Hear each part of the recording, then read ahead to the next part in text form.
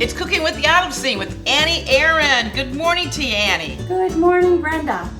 Today we're going to make a traditional Greek salad. This is called a shepherd salad. There is no lettuce in it.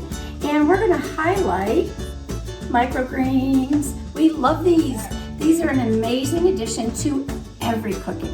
Not only are they nutritious and delicious, but you're also helping a great cause. So every vinaigrette starts with seasoning goes in your bowl, in your blender, whatever you're using first. I'm going to use from Salt Sisters, one of our products, this wonderful Greek, it says it's a bread dip spice. Use it for everything.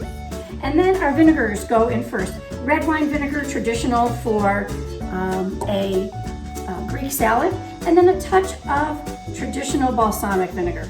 I'm going to whisk that up. Next is going to go in, while I'm whisking, the fresh pressed extra virgin olive oil. This is our roasted garlic. So my vinaigrette's ready to go. I have cherry tomatoes. I have the medley blend, and I've sliced them in half. Some are tomatoes, just chop them up into chunks. Then cucumbers. The tomato is the main feature in this dish, so don't overdo the other vegetables. This is peppers, red onion, Kalamata olives. Don't overdo them, they're salty, as well as feta cheese. Next is going to go our vinaigrettes. Let people add more if they want. You don't want a pool of vinaigrette in the bottom.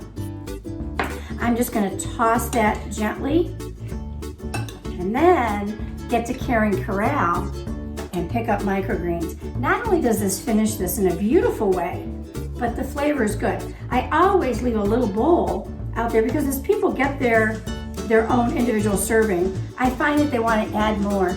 There we have it, shepherd salad, Greek style.